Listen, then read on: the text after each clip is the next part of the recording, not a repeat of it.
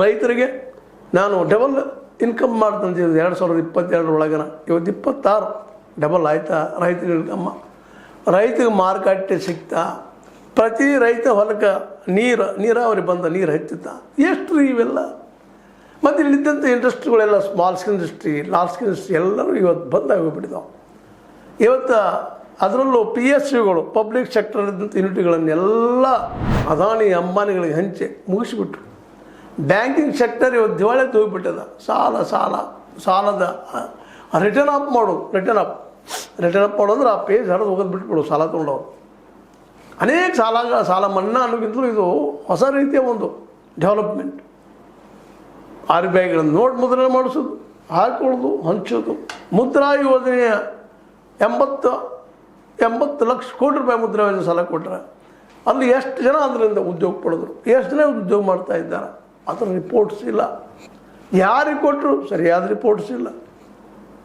ಅಂದ್ರೆ ಇಡೀ ದೇಶ ಇವತ್ತು ನೋಡ್ರಿ, ಎಲ್ಲನೂ ಇವತ್ತು ಅದಾನಿ ಅಂಬಾನಿ ಅಂತವರು ಯಾವ ಫ್ಯಾಕ್ಟ್ರಿ ಕಟ್ಟಲಿಲ್ಲ, ಮಾಡಲಿಲ್ಲ.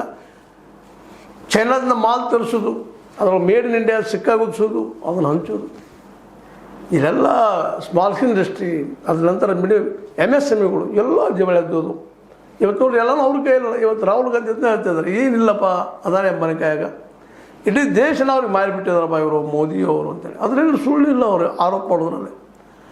ಇವತ್ತು ಯುವ ಜನಾಂಗದ ಇದನ್ನು ಆರೋಪ ಮಾಡ್ತಾ ಇದ್ದಾರೆ, ನಮ್ಗೆ ಎಲ್ಲದಪ್ಪ ಉದ್ಯೋಗ ಕೇಳ್ತಾ ಇದ್ದಾರೆ. ಎಲ್ಲದ ಉದ್ಯೋಗ ಕೊಡೋದು ಬೆನ್ನತ್ತಿದ್ದಾರೆ. ಇವತ್ತು ಜಂಜಿ ಅಲ್ಪ ಜಂಜಿಗಳಂತ ನಮ್ಮ ಶಾಲೆಗಳಿಗೆ ಕೊಡ್ರಿ, ನಮ್ಮ ಶುದ್ಧ ನೀರು ಕೊಡ್ರಿ, ಒಳ್ಳೆ ಗಾಳಿ ಬರೋ ಫ್ಯಾನ್ ಹಾಕಿ ಕೊಡ್ರಿ, ನಮ್ಮ ಶೌಚಾಲಯಗಳನ್ನ ಸ್ವಚ್ಛ ಮಾಡಿ ಕೊಡ್ರಿ ಅಂತ ಅಲ್ಫಾ ಜಂಜಿಗಳು ಬೆನ್ನತ್ತಿದ್ದಾರೆ. ಸಣ್ಣ ಮಕ್ಕಳು 5ರಿಂದ 6 ವಯಸ್ಸಿಂದ 15 ವರ್ಷ ಒಳಗಿನವರು, 15-16 ವರ್ಷ ಮೇಲ್ಪಟ್ಟೆ ಅವರು ಎಲ್ಲ ಜಂಜಿಗಳು ಅಥವಾ CJPಗಳು. ಇವತ್ತು ಅವರ ತಮ್ಮ ಸುಪ್ಪರ್ದಿಗೆ ಇಡೀ ದೇಶದ ವ್ಯವಸ್ಥೆ ತೆಗೆದುಕೊಳ್ಳಿಕ್ಕೆ ಹೊರಟಿದ್ದಾರೆ. ಇವತ್ತು ವಿರೋಧ ಪಕ್ಷಗಳು ಯಾವೂ ಇಲ್ಲ.